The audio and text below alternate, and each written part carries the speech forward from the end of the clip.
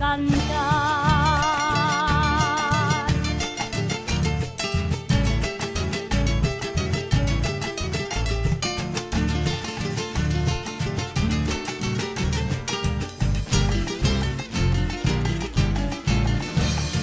América debe ser del porvenir la despensa, amante total y fiel de quienes hablen su lengua.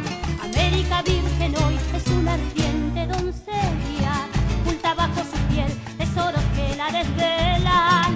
Se la cubre con celo, América es una hembra, capaz de dar que beber a todo aquel que la crezca.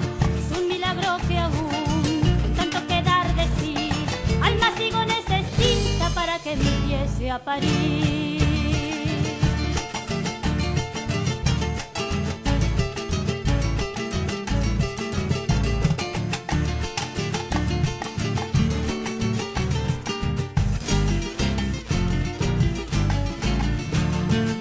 Se despierten las voces de toda América India, y al fin se irá desde donde intenta que la perciban.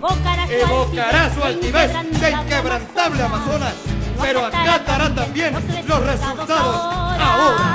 América en sus guitarras vive cantando tu idioma, es un olivo prendido al pico de una paloma. América es una voz, tan solo callará el día que alguien invente algo mejor que cantar. El día que alguien invente algo mejor que cantar. El día que alguien invente algo mejor que cantar.